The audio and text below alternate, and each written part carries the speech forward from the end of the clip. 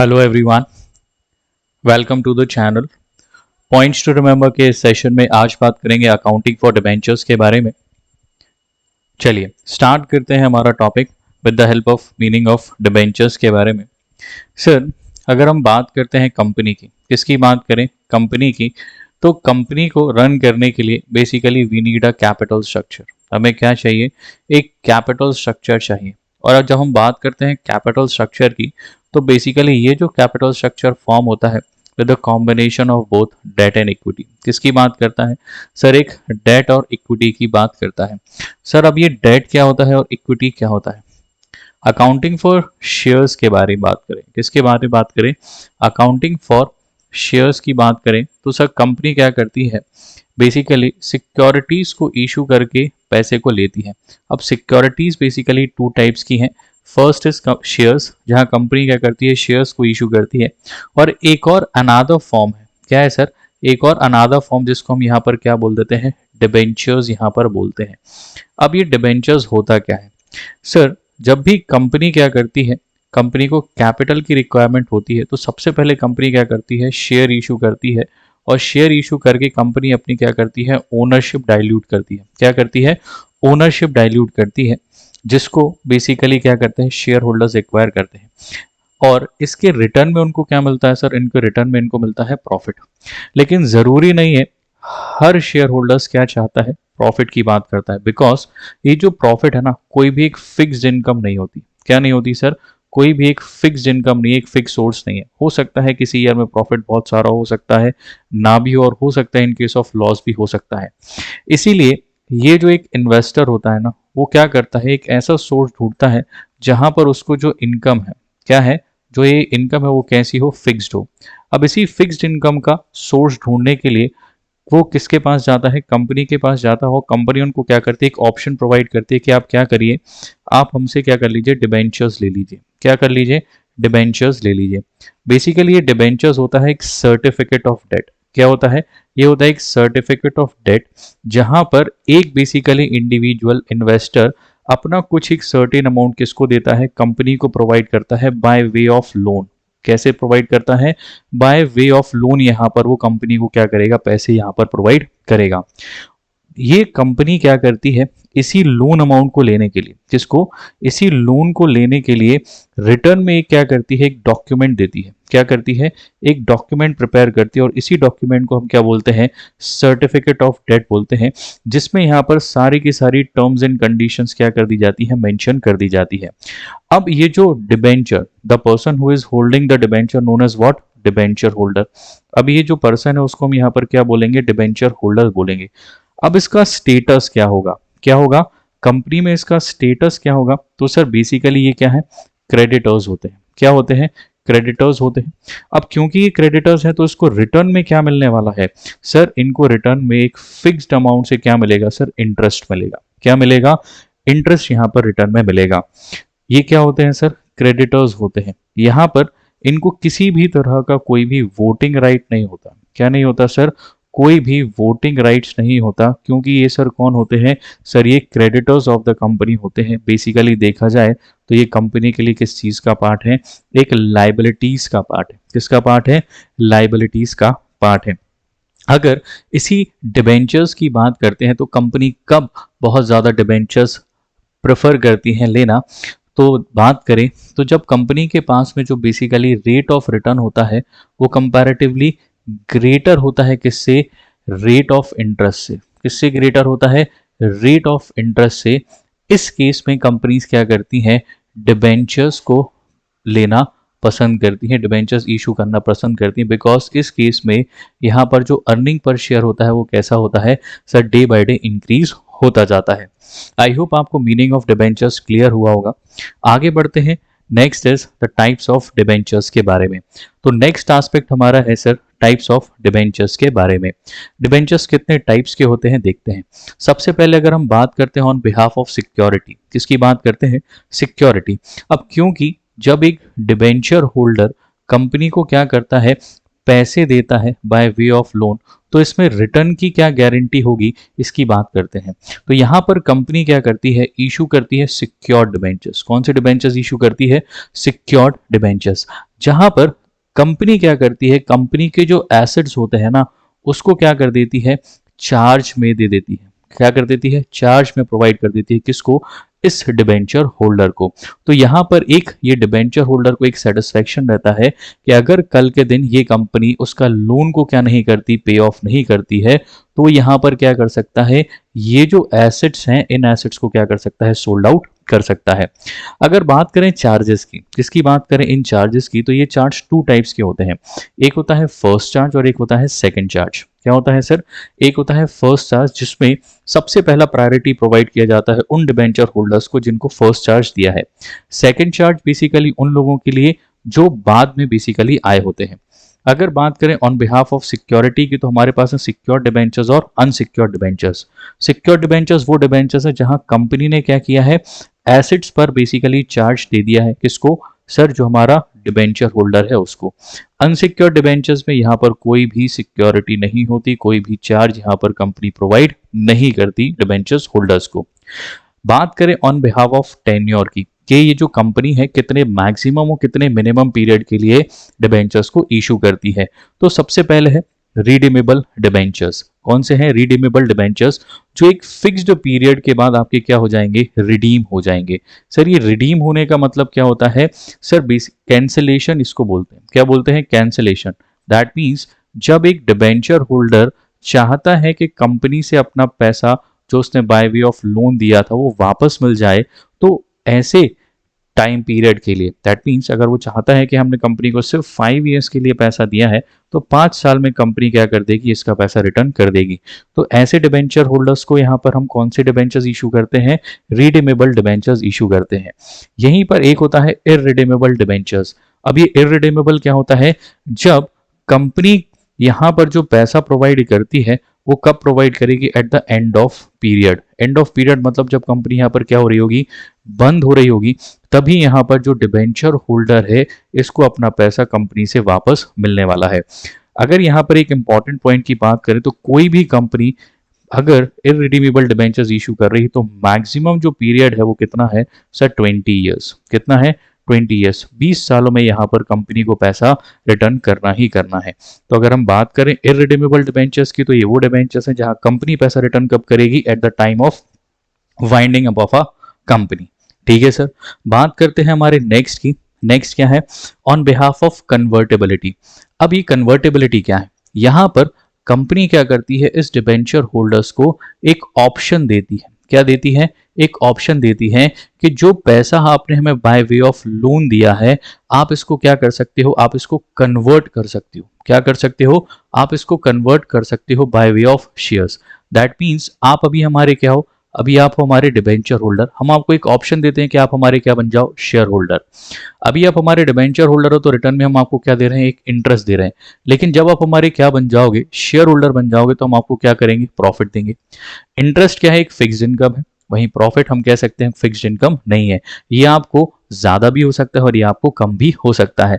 तो यहां पर अगर हम जो हमारे डिबेंचर होल्डर हैं उनको अगर एक ऑप्शन दे रहे हैं, दैट मीन्स जहां पर हमारे जो डिबेंचर्स हैं वो कन्वर्ट हो सकते हैं किसमें, शेयर्स में, तो वो कौन से डिबेंचर्स होंगे, कन्वर्टेबल डिबेंचर्स होंगे, जहां पर आपके पास में क्या होगा, एक ऑप्शन अवेलेबल होगा। लेकिन जब बात करते हैं नॉन कन्वर्टेबल डिबेंचर्स में, तो यहां पर डिबेंचर होल्डर्स को शेयर्स में कन्वर्ट करने का कोई भी ऑप्शन नहीं होता है। वो कौन से होते हैं, नॉन कन्वर्टेबल डिबेंचर्स यहां पर होते हैं। चलिए बात करते हैं हमारे नेक्स्ट टाइप की। नेक्स्ट हमारा क्या है sir, on the basis of coupon rate. अब ये कूपन रेट क्या होता है, बात करते हैं। सर अभी मैं आपसे कह रहा था कि सर जब भी ये जो डिबेंचर होल्डर है क्या करता है, कंपनी को पैसा देता है बाय वे ऑफ लोन, तो डेफिनेटली कंपनी इनको क्या करती है, रिटर्न करती है इंटरेस्ट। क्या रिटर्न करती है, इंटरेस्ट। और यही इंटरेस्ट बेसिकली ये हमारे डिबेंचर होल्डर के लिए किस चीज का पार्ट है, इनकम का पार्ट है।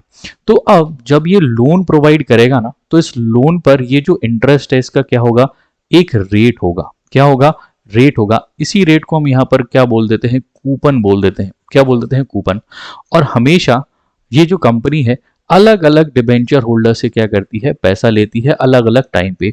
तो कोई से ये 10% से पैसा लेगा, किसी से ये 8% से लेगा, किसी से हो सकता है 5% से ही पैसा ले। तो ये जो अलग अलग परसेंटेज की रेट से कंपनी क्या कर रही है, पैसे ले रही है, तो उसका अगर टाइप की बात करें तो सबसे पहले है एक स्पेसिफिक कूपन रेट डिबेंचर्स, जहां पर कंपनी क्या कर रही है, डिबेंचर पर लगने वाले इंटरेस्ट को क्लियरली स्पेसिफाई कर रही है कि वो कितने वाला है, 5% रेट वाला है, 8% वाला है या 10% वाला है। ठीक है। Next is zero coupon rate. Zero coupon rate मतलब ये बेसिकली वो डिबेंचर्स होते हैं, या आप इसको बॉन्ड्स भी बोल सकते हो। क्या बोल सकते हो, बॉन्ड। अब इनकी अगर अपन बात करें तो यहां कोई भी इंटरेस्ट रेट स्पेसिफाई नहीं होता। मतलब तो अब सर इनकम कैसे होगी, तो इनकम की अगर बात करें तो ये जो कंपनीज होती है ना, वो क्या करती हैं, एक ऑप्शन देती हैं किसको, डिबेंचर होल्डर्स को, कि आप एक काम करिए, हमारा एक डिबेंचर है जिसकी फेस वैल्यू कितनी है सर, 100 रुपीज की है। आप इस 100 रुपीज की फेस वैल्यू को आप 90 रुपीज पर हमसे क्या कर लीजिए, परचेज कर लीजिए। क्या कर लीजिए, परचेज कर लीजिए। और आज से ठीक 5 साल बाद, कितने ईयर्स के बाद, आज से ठीक 5 साल बाद हम इसको क्या कर लेंगे, रिडीम कर लेंगे। क्या कर लेंगे, रिडीम कर लेंगे। और हम इसको रिडीम कितने पर करेंगे, 110 रुपीज पर हम इसको रिडीम कर लेंगे। दैट मीन्स आप 100 रुपीज वाला कितने में लीजिए, 90 रुपीज में लीजिए। और जब हम इसको क्या करेंगे, रिडीम करेंगे, मतलब आपका पैसा वापस देंगे, तो आपको कितना वापस मिलेगा, 110 रुपीज वापस मिलेगा। तो ये जो डिफरेंस है 20 रुपीज का, यही आपके लिए किस चीज का पार्ट है, इनकम का पार्ट है। तो यहां जीरो कूपन रेट में कोई भी इंटरेस्ट रेट यहां पर कंपनी स्पेसिफाई नहीं करती है। बस जो डिबेंचर्स इशू करती है उसको किस पर इशू करती है, डिस्काउंट पर इशू करती है। लेकिन जब वो रिडीम करेगी तो रिडीम इसको किस पर करेगी, प्रीमियम पर करेगी। तो जो बीच का डिफरेंस होगा वही बेसिकली यहां डिबेंचर होल्डर की किस चीज का पार्ट है, इनकम का पार्ट है। इसलिए यहां पर इसको क्या बोलते हैं, जीरो कूपन रेट यहां पर बोलते हैं। लास्ट बात करें on behalf of registration, we have registered debentures and bearer debentures. अब ये रजिस्टर्ड डिबेंचर्स क्या होते हैं सर, बेसिकली ये रजिस्टर्ड डिबेंचर्स वो डिबेंचर्स होते हैं जो कंपनी के रिकॉर्ड्स में क्या है सर, रजिस्टर्ड है। क्या है, जो कंपनी के रिकॉर्ड्स में क्या है, रजिस्टर्ड है, उसको हम क्या बोलते हैं, रजिस्टर्ड डिबेंचर्स। बियरर डिबेंचर्स वो होते हैं जहां पर कह सकते हैं कंपनी के रिकॉर्ड्स में रजिस्टर नहीं है। एग्जाम्पल की बात करें सर, यहां पर ए डिबेंचर होल्डर है, बी डिबेंचर होल्डर है। ए डिबेंचर होल्डर ने क्या किया था, ए कंपनी के डिबेंचर्स को एक्वायर किया था, और सडनली अब ए भाई साहब को पैसे की बहुत ज्यादा इमरजेंसी हो गई। अब क्योंकि इनको बहुत ज्यादा इमरजेंसी हो गई है, अब अगर ये कंपनी के पास जाते हैं, कंपनी कहता है कि यार मैंने तो वो पैसा इन्वेस्ट कर दिया है, हम तो आपको भी पैसा प्रोवाइड नहीं कर पाएंगे। अब ए भाई साहब ने क्या किया, बी को अप्रोच किया, बोला एक काम करो बी, तुम मेरे डिबेंचर्स को ले लो, कंपनी अच्छा खासा रेट ऑफ रिटर्न दे रही है। बी ने कहा यार मैं बहुत दिन से ए कंपनी के डिबेंचर्स को लेना चाह रहा था लेकिन मिले नहीं, ठीक है तो आप मुझे अपने डिबेंचर्स दे दो। तो ए ने क्या किया, बी को अपने डिबेंचर्स को क्या कर दिया, सोल्ड आउट कर दिया।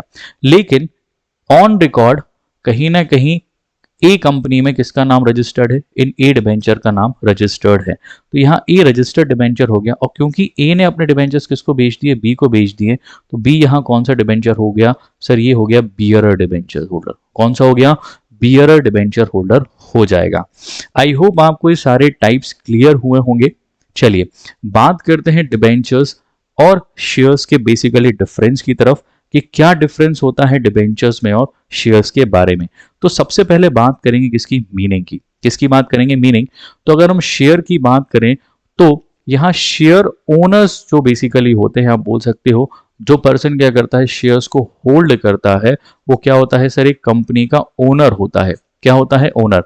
वहीं एक डिबेंचर होल्डर की बात करें तो ये कौन सा फंड है, बोरोड फंड है। यहां पर इसको हम बोलते हैं ओनर्स फंड, क्योंकि यहां पर जो शेयर होल्डर होता है वो ओनर बनता है। लेकिन यहां जब बात करते हैं डिबेंचर होल्डर की, तो बेसिकली ये किस चीज का पार्ट है, एक लाइबिलिटी का ही पार्ट है। ठीक है सर।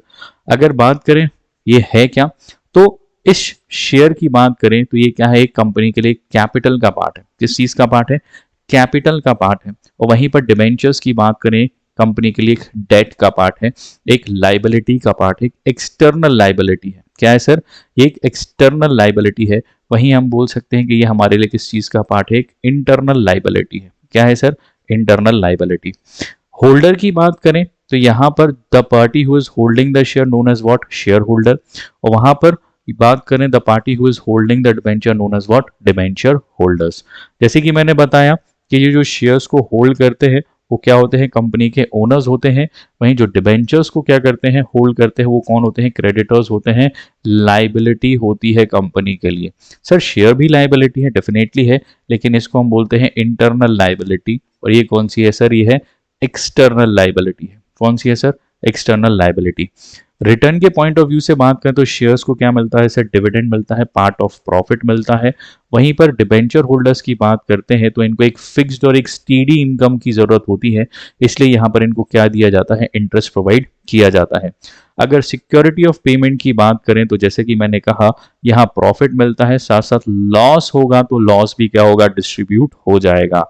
लेकिन यहाँ पर बात करें तो सर डिबेंचर होल्डर्स को एक फिक्स्ड इनकम है, सर इंटरेस्ट देना है तो सर चाहे प्रॉफिट हो चाहे लॉस हो आपको प्रोवाइड करना ही पड़ेगा। तो यहां पर हमारे लिए क्या होता है, एक सिक्योरिटी ऑफ पेमेंट होता है। लेकिन शेयर होल्डर्स को कोई भी सिक्योरिटी ऑफ पेमेंट बेसिकली नहीं होता है। आई होप आपको मीनिंग ऑफ शेयर और बेसिकली जो डिफरेंस है शेयर और डिबेंचर्स के बीच में ये क्लियर हुआ होगा। बात करते हैं इश्यू ऑफ डिबेंचर्स की। जो नॉर्मल इशू है डिबेंचर्स का वो एज इट इज सेम है हमारे शेयर्स के साथ में, लेकिन क्योंकि एग्जाम है इसको रिपीट करना है तो जो क्वेश्चन हमारा बन सकता है वो कहाँ से बन सकता है, वो issue of debenture with redemption ही हमसे यहाँ पर क्वेश्चन भी पूछा जा सकता है। तो यहाँ पर हमें क्या करना है, इसको रिवाइज करना है। तो रिवीजन की बात करें issue of debentures with redemption, that means हमें यहाँ पर डिबेंचर्स को क्या करना है, इशू करना है, साथ साथ यहां पर किसके केस में, रिडम्पशन के केस में भी। तो अगर हम इशू की बात करें तो इशू कितने टाइप से हो सकता है, 3 टाइप से यहां पर डिबेंचर इशू हो सकता है, एट पार, एट प्रीमियम और एट डिस्काउंट के केस के बारे में। और रिडम्पशन की बात करें तो रिडम्पशन होगा सर एट पार और एट प्रीमियम पे। सर ये डिस्काउंट पर इसलिए नहीं होगा क्योंकि कोई भी कंपनी बेसिकली नहीं चाहेगी कि क्या हो, उसको लॉस हो। एग्जाम्पल, सर ए भाई साहब ने कंपनी को लोन दिया है 100 रुपीज का, और अब कंपनी अगर इनसे कह रही है कि सर हम आपको क्या करेंगे 90 रुपीज क्या कर देंगे, रिटर्न कर देंगे, तो कोई भी एग्री नहीं होगा। इसलिए इसको हम कह सकते हैं कि सर ये डिस्काउंट पर रिडीम नहीं होता। ये 6 इंपॉर्टेंट केसेस हैं जो आपको क्या करना है, बहुत इंपॉर्टेंट है एग्जामिनेशन पॉइंट ऑफ व्यू से, जो आपको समझना है। चलिए एक एक करके इन सारे के सारे केसेस को समझते हैं, कैसे अकाउंटिंग एंट्रीज में हम इन वैल्यूज को पुट अप करेंगे देखते हैं। सबसे पहले है हमारे पास में when the issue of debenture at par. ये हमारे लिए किस चीज का पार्ट है, अगर हम यहाँ पर अज्यूम कर लें फेस वैल्यू ऑफ डिबेंचर कितनी है, 100, कितनी है, फेस वैल्यू है जो कितनी है, 100 है। अब इसी 100 रुपीज की फेस वैल्यू का क्या, 100 रुपीज की फेस वैल्यू वाला जो डिबेंचर है वो हम इशू कर रहे हैं कितने पर, 100 पे, और रिडीम भी कितने पर कर रहे हैं, 100 पे। ठीक है सर, इशू कर रहे हैं सेकंड केस में कितने पर, 110 पर। मतलब यहां हम इशू कर रहे हैं किस पर, प्रीमियम पर, लेकिन रिडीम करेंगे किस पर, हम एट पार। रिडीम करने का मतलब जब कंपनी क्या करेगी, ये जो पैसा, ये जो 100 rupees by way of loan company ने लिया है, इसको जब वो क्या करेगी, रिटर्न करेगी, तो at the time of return उनको कितना पैसा देना है, इसकी बात अपन कर रहे हैं। कंपनी ने क्या किया है सर, 100 रुपीज वाला डिबेंचर कितने में इशू किया है, 90 रुपीज पर इशू किया है, लेकिन यहां पर रिडीम कितना करना है सर, 100 रुपीज करना है। नेक्स्ट, अगर इशू एट वापस से पार की बात करें और रिडीम की बात करें तो वो क्या हो गया है, प्रीमियम। अभी तक यहां पर जो रिडीम हो रहा था वो किस केस में हो रहा था, पार के केस में हो रहा था, और अब यहां पर रिडीम किस केस में होगा, प्रीमियम के केस में ही होगा।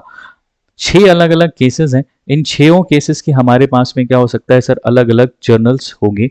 एक एक करके इन सारे के सारे केसेस को अपन समझते हैं, ज्यादा बेहतर तरीके से हमको इन केसेस के बारे में समझ में आने वाला है। देखिए सबसे पहला हमारे पास में केस है जहां पर हम डिबेंचर्स क्या कर रहे थे, इशू कर रहे थे किस पे, पार पे, और रिडीम किस पर कर रहे थे, एट पार पे। अब जब 100 रुपीज लेकर हमको कितने ही रिटर्न करना है, 100 रुपीज ही रिटर्न करना है, तो डेफिनेटली यहाँ पर कोई भी हमको प्रॉफिट या लॉस नहीं हो रहा है। अब जब इशू किया है तो इशू को रिकॉर्ड करना पड़ेगा। इशू किया है दैट मीन्स यहाँ पर डिबेंचर होल्डर ने क्या किया है, कंपनी को कुछ एक certain amount by way of loan यहां पर दिया है। अब जब उसने लोन दिया है तो कंपनी के पास जो मनी है वो मनी आया होगा, और जब पैसा आया होगा तो सर रूल लगता है डेबिट व्हाट कम्स इन। क्या लगेगा, डेबिट व्हाट कम्स इन। इसलिए मैंने यहां पर क्या लिखा है, बाय बैंक अकाउंट डेबिट। और कैसे आया है, by way of debenture application and allotment. Sir हम ये जानते हैं जब भी डिबेंचर्स या शेयर्स को जब हम इशू करते हैं वो टू टाइप से करते हैं, एट लमसम और एक इंस्टॉलमेंट। यहाँ पर हम लेकर चल रहे हैं कि हमने शेयर्स को क्या किया है, लमसम, डिबेंचर्स को हमने लमसम में इशू किया है। तो इस केस में हम दो ही एंट्री पास करते हैं। First is by bank account debit to debenture application and allotment, and second is debenture application and allotment account debit to debentures. Sir आपने ये परसेंटेज क्यों लगाया है? बेसिकली ये है इंटरेस्ट रेट। क्या है सर? इंटरेस्ट रेट, जो यहाँ पर हमें क्या करना पड़ेगा, प्रीफिक्स में यहाँ पर यूज करना पड़ेगा। सर ये डिबेंचर्स क्यों क्रेडिट है? क्योंकि सर ये लोन है और लाइबिलिटी जब भी क्या होती है सर, इंक्रीज होती है, तो हम इसको कहां पर यूज करना है, क्रेडिट साइड में हमको लिखना है। ठीक है सर। अब इसकी एंट्रीज की बात की आपने, तो सर इसके अमाउंट्स की भी बात करो। ठीक है सर, यहाँ पर 100 रुपीज वाला हमने 100 पर ही रिडीम किया था, तो अब रिडीम का तो अभी हमें कोई लोड नहीं लेना है, इशू की बात करते हैं। तो जब 100 रुपीज हमने लोन लिया है तो 100 रुपीज यहाँ आएगा और 100 रुपीज ही यहाँ आ जाएगा। Debenture application and allotment account debit to debentures में कितना जाने वाला है सर? इसमें भी हमारा 100 ही जाने वाला है। ठीक है सर। नेक्स्ट केस की बात करें, नेक्स्ट केस है सर, हमने डिबेंचर्स को इशू किया है प्रीमियम पे, मतलब 110 पे इशू किया है, लेकिन रिडीम कर रहे हैं कितने पर? पार पे। बात करें 100 रुपीज की फेस वैल्यू वाला, इशू किया है 110 रुपीज पर, मतलब 10 रुपीज के प्रीमियम पे, लेकिन रिडीम कितने पर करेंगे? 100 रुपीज पर ही करने वाले हैं। जब 110 रुपीज लिया है तो आपके पास में ये जो डिबेंचर होल्डर है वो पैसा देगा कितना? सर ये आपको पैसा देगा 110। अगर इस 110 की बात करें तो इसमें आपका 100 रुपीज तो बेसिकली लोन है, और ये जो 10 रुपीज आपने एक्स्ट्रा लिया है ये आपके लिए एक इनकम का पार्ट है। किसका पार्ट है? इनकम। तो हम इसको रिकॉर्ड भी कैसे करते हैं? ऐसे ही, जब आपके पास पैसा आएगा तो आप लिखेंगे by bank account debit to debenture application and allotment. कितना अमाउंट आया सर? अमाउंट आया है 110। तो यहां पर भी कितना यूज करना है? 110। लेकिन अभी इसको हमें क्या करना पड़ेगा, बताना पड़ेगा कि कैसे 110 आया है। तो उस केस में हम यूज करेंगे debenture application and allotment account debit to debentures और to securities premium. Total amount आया है सर 110। डिबेंचर्स लोन में कितना जाएगा? 100, और सिक्योरिटीज प्रीमियम में कितना जाएगा सर? 10। क्योंकि ये 10 रुपीज हमारे लिए किस चीज का पार्ट है? एक इनकम का पार्ट है। और ये इनकम कैसी है सर? एक रेस्ट्रिक्टेड इनकम है। क्या है? रेस्ट्रिक्टेड इनकम है सर। ठीक है, इसके यूजर्स फिक्स हैं सर, 5 यूजर्स हैं, ध्यान रखिएगा। ठीक है सर, ये केस भी हमको क्लियर हुआ। नेक्स्ट केस की बात करें, जहां 100 रुपीज वाला डिबेंचर्स आप इशू करते हो कितने रुपीज पर? 90 रुपीज पर, लेकिन रिडीम करते हो कितने पर? 100 रुपीज पर। दैट मीन्स आप यहाँ पर 10 रुपीज के लॉस पर क्या करते हो? डिस्काउंट पर हम यहाँ डिबेंचर्स को इशू करेंगे। अब जब आपने 90 रुपीज पर ही क्या किया है? डिबेंचर इशू किया है, तो 100 रुपए वाला आपने कितने पर इशू किया है? 90। तो ये भाई साहब आपको कितना पे करने वाले हैं? 90 रुपीज ही आपको पे करेंगे। तो यहां पर आप बैंक अकाउंट डेबिट में कितना यूज करोगे? 90, और डिबेंचर एप्लीकेशन में भी कितना जाएगा? 90 रुपीज ही जाएगा। ठीक है सर। तो अब ये 10 रुपए का 100 रुपए वाला डिबेंचर 90 रुपीज पर इशू किया, तो 10 रुपीज का क्या हो गया सर? लॉस। तो इस लॉस की बात करेंगे तो आप जानते हो एक्सपेंसेस एंड लॉसेस जब भी इंक्रीज होते हैं तो कहाँ आते हैं? Debit side. तो ठीक है सर, इसको रिकॉर्ड कर लेते हैं। यहाँ आएगा sir 90 as it is same here. Discount on issue के नाम से कितने का लॉस हुआ? 10 रुपीज का। और डिबेंचर्स में कितने का लोन आ जाएगा सर? 100 रुपीज का लोन आ जाएगा। भले ही लिए आपने 90 है, 100 रुपए वाला सेल आउट करने के लिए आपने 90, डिस्काउंटेड प्राइस 10 रुपए का अपने यहाँ पर डिस्काउंट देके 90 पर इशू किया है, लेकिन आपको रिटर्न कितना पड़ेगा? 100 रुपीज ही आपको रिटर्न करना पड़ेगा। तो जो आपका लोन दिखाई देगा वो कितने का दिखाई देगा? 100 रुपीज का ही दिखाई देने वाला है। ठीक है सर, आगे बढ़ते हैं नेक्स्ट केस की तरफ। नेक्स्ट क्या है? Next is issued at par but redemption at premium. 100 rupees वाला डिबेंचर इशू किया था 100 रुपीज पे, लेकिन वापस करना है कितना? 110। सर 100 लिए थे, वापस करना है 110, 10 रुपए का एक्स्ट्रा पेमेंट करना है सर। क्या करना है? 10 रुपीज का एक्स्ट्रा पेमेंट करना है। बेसिकली हम कह सकते हैं कि ये हमारे लिए किस चीज का पार्ट है? एक्सपेंसेस का पार्ट है। क्यों? ये 10 रुपए हमें इंटरेस्ट के फॉर्म में क्या करना है? पे ऑफ करना है। और ये इंटरेस्ट हम पे करेंगे, अभी पे नहीं किया है, इसलिए हमें इसको किस नाम से रिकॉर्ड करना पड़ेगा? लाइबिलिटी के नाम से हमें इसको रिकॉर्ड करना पड़ेगा। चलिए करते हैं इसको record. By way of liability.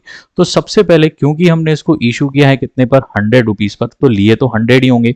तो अगर बात करें यहाँ इस डिबेंचर होल्डर की, तो इस डिबेंचर होल्डर ने 100 रुपीज वाला जो डिबेंचर था उसके लिए कंपनी को कितना पे किया होगा, 100 ही पे किया होगा। लेकिन कंपनी इसको कितना पे करेगी, 110, जब वो क्या होंगे, जब वो होंगे रिडीम। तो ठीक है सर, बात करते हैं। तो भाई साहब ने कितना पैसा दिया है, 100, तो debit what comes in sir, 100 rupees और 100 रुपीज आया। एप्लीकेशन से पैसा ट्रांसफर करना पड़ेगा लोन में, ठीक है सर, 100 रुपीज और 100। तो सर ये प्रीमियम का अमाउंट कहाँ जाएगा, देखिए यहाँ लॉस ऑन इशू कितने रुपीज से, 10 रुपीज से। प्रीमियम ऑन रिडम्पशन ये वही वाला, ये जो लॉस आपको हुआ था ना, एक्चुअली इस लॉस को आपको बाय वे ऑफ इंटरेस्ट आपको क्या करना है, पे करना है। अभी आपने किया नहीं है, अभी आप क्या कर रहे हो, ड्यू कर रहे हो। और क्योंकि ड्यू किया है तो अब आपकी लाइबिलिटी है। और लाइबिलिटी जब भी क्या होती है बच्चों, इंक्रीज होती है, ये कहाँ आता है, क्रेडिट साइड। तो इसको किस नाम से लिखेंगे, प्रीमियम ऑन रिडम्पशन, 100 रुपीज के नाम से। सर ये लॉस क्यों हुआ, सर लॉस इसलिए क्योंकि 100 रुपीज लिए थे और देना कितना है, 110। तो ये जो 10 रुपए आपको एक्स्ट्रा पे करना है, ये आपके लिए किस चीज का पार्ट है, लॉस का पार्ट है। ठीक है सर, बढ़ते हैं नेक्स्ट एस्पेक्ट, क्या है sir, issue at premium, redemption at premium. अच्छा दोनों में प्रीमियम है सर। 100 रुपीज की फेस वैल्यू वाला इशू किया है 110 पर, लेकिन रिडीम करना है कितने पर, 110 पर। अच्छा सर दो दो इनकम है, वैसे तो कोई लॉस ही नहीं हुआ। कैसे नहीं हुआ, देखिए दिखाता हूं।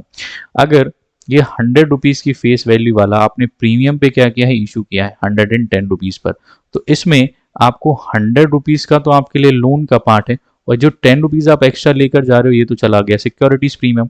और इसमें लगता है लॉक, क्या लगता है, लॉक, क्योंकि एक रेस्ट्रिक्टेड इनकम है।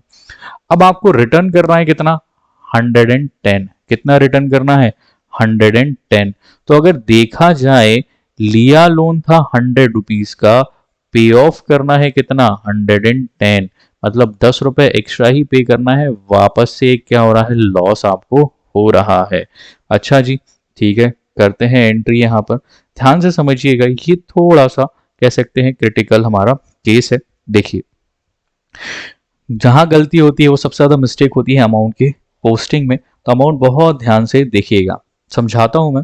देखिए सबसे पहले यहां पर, अब क्योंकि इस डिबेंचर होल्डर ने कंपनी को क्या किया है, लोन दिया है। लोन कितना दिया है सर, 110। कितना दिया है, 110। ये 110 क्यों, ये 100 रुपीज की फेस वैल्यू वाला हमने उसको 110 रुपए में इशू किया। ये भाई साहब जो डिबेंचर होल्डर है कंपनी को पे कितना करेंगे, 110 ही पे करेंगे। लेकिन ये 10 किस नेम से, सर ये पे करेंगे in the name of premium. और लोन कितना है, 100। लेकिन इन्होंने हमें पे किया है पूरा 110, तो हम इसको रिकॉर्ड करेंगे 110 और 110 के ही नेम से। ठीक है सर, आगे देखें।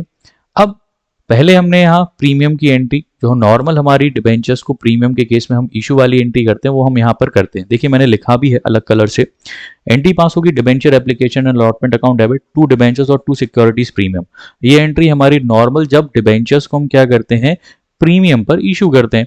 तो इस केस में हमारा अमाउंट कैसे जाता है, 110, डिबेंचर्स में जाएगा 100, और सिक्योरिटीज प्रीमियम में कैसे चला गया, 10 रुपीज चला गया। तो सर यहाँ आपने रिडीम भी तो किया था सर प्रीमियम पे। अब जब रिडीम किया है प्रीमियम पे, वो तो आपने कुछ शो किया ही नहीं।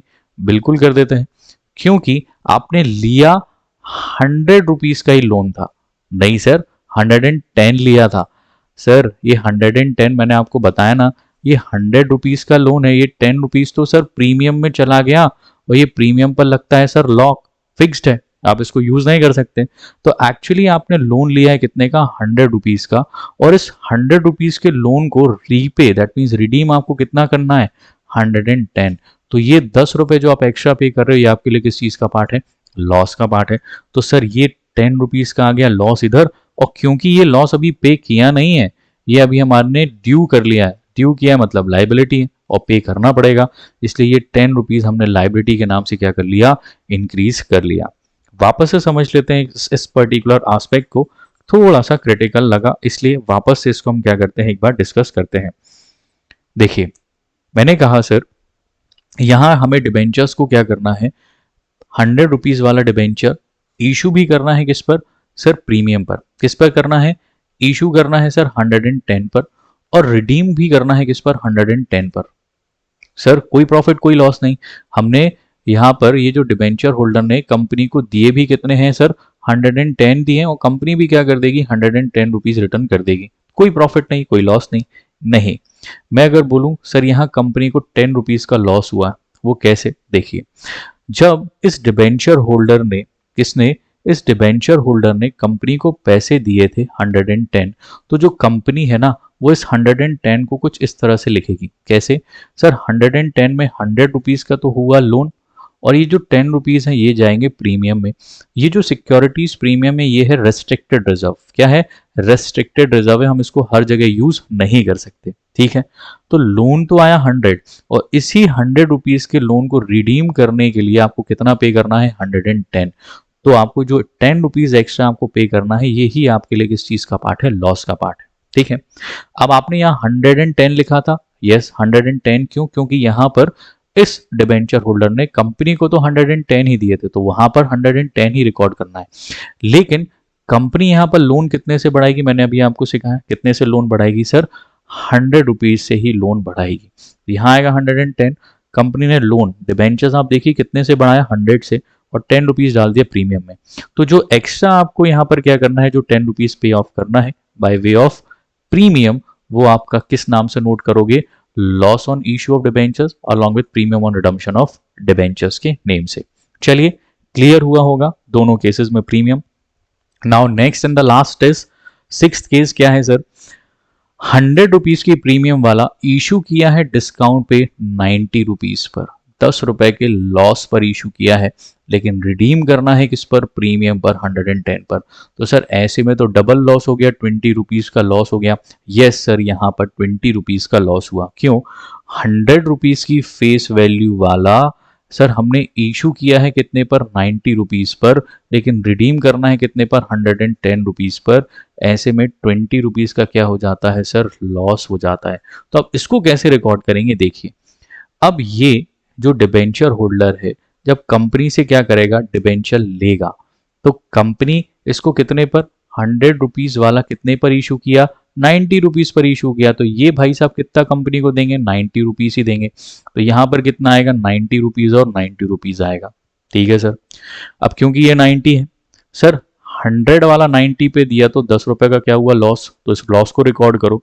सर यहाँ तो आया 90, डिस्काउंट ऑन इशू कितना दिया सर, 10 रुपीज का, और डिबेंचर कितने का था सर, 100 रुपीज का, ठीक है सर। अब ये 90 वाला, कौन सा वाला, इस 90 वाले को पे ऑफ कितना करना है, 110। एक्चुअली 90 वाला नहीं, फेस वैल्यू कितनी थी, 100, इस 100 रुपीज वाले को कितना देना है, 110। तो ये जो 10 रुपीज का एक्स्ट्रा आपको लॉस हो रहा है, इस लॉस को आपको एज इट इज देना है।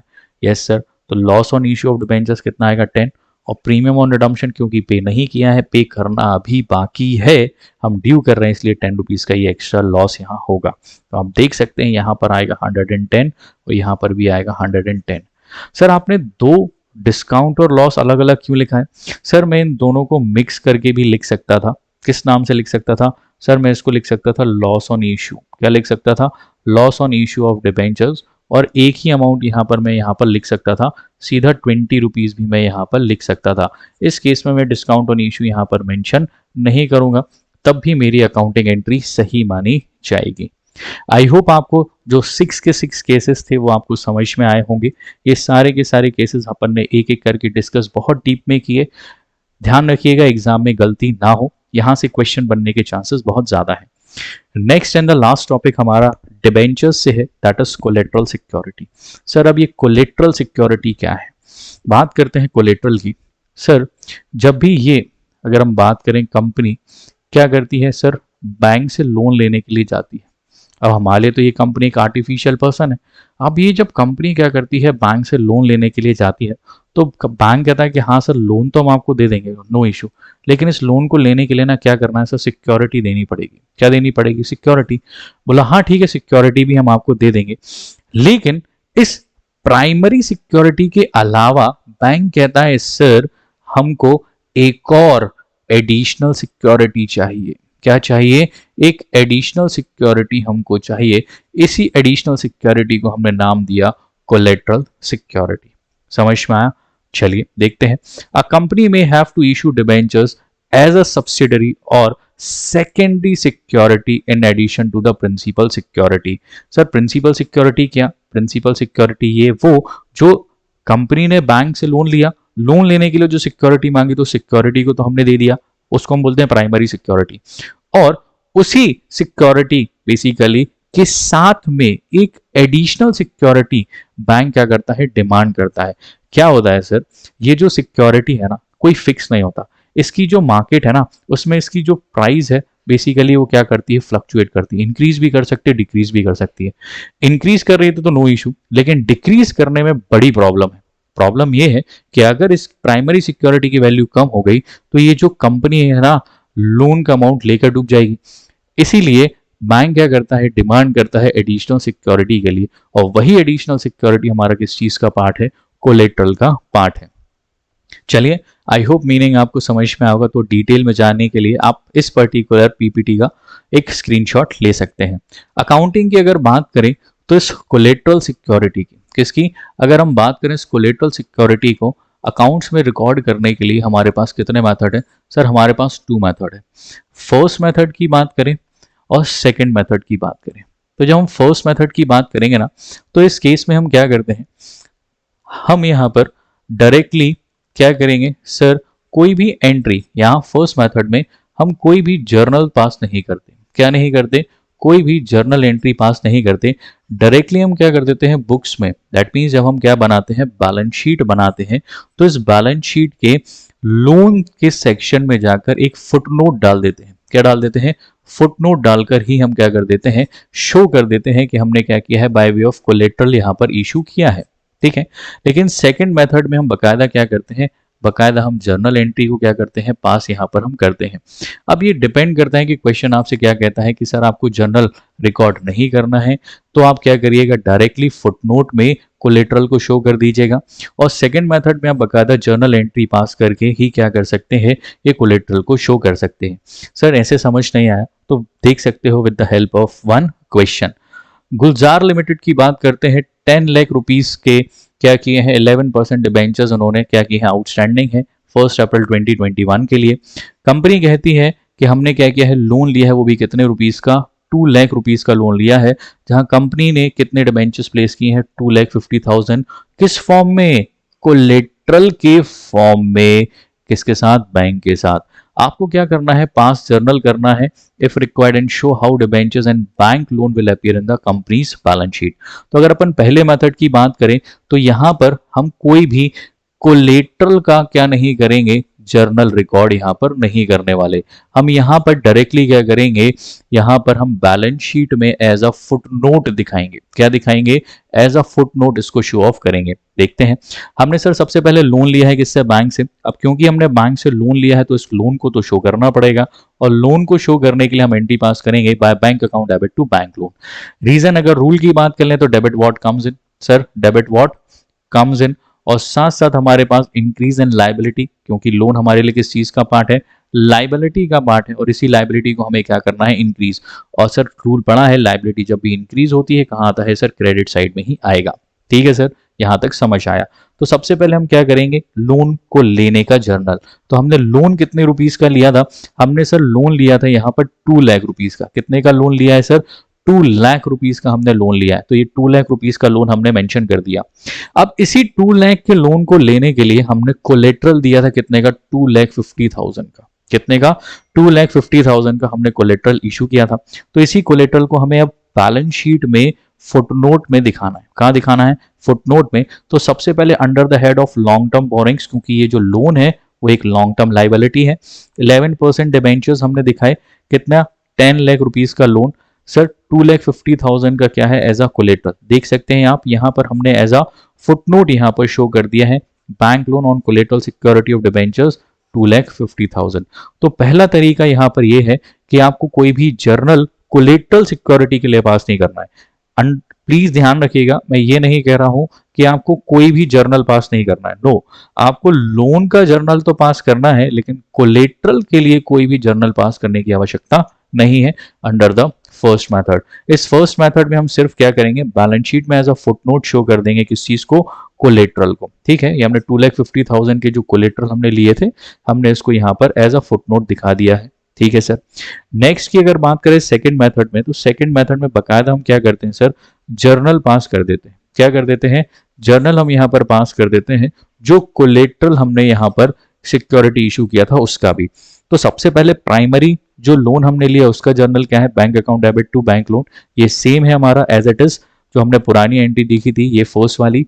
लेकिन अब यहाँ पर जब हम कोलेट्रल की बात करें, किसकी बात करें, कोलेट्रल सिक्योरिटी की बात करें, तो इसके लिए भी हम क्या कर देंगे, जर्नल पास कर देंगे। क्या कर देंगे, इसके लिए भी हम एक जर्नल एंट्री पास करेंगे। वो जर्नल एंट्री है sir, debenture suspense account debit to debentures. अब सस्पेंस क्यों, क्योंकि सर ये टेम्परेरी अकाउंट है। क्या है सर, ये एक टेम्परेरी अकाउंट है, इसलिए हमने यहाँ पर इसको क्या किया है, डेबिट। और क्योंकि डिबेंचर्स हमारे लिए किस चीज का पार्ट है, लोन का पार्ट है, इसलिए हमने इसको कहाँ लिखा है, क्रेडिट साइड में हमने मेंशन किया है। As we know that liability जब भी इंक्रीज होगी उसको हमें कहाँ मेंशन करना है, क्रेडिट साइड में मेंशन करना है। तो ये हमारी दोनों मेथड रिगार्डिंग कोलेटरल सिक्योरिटीज के बारे में।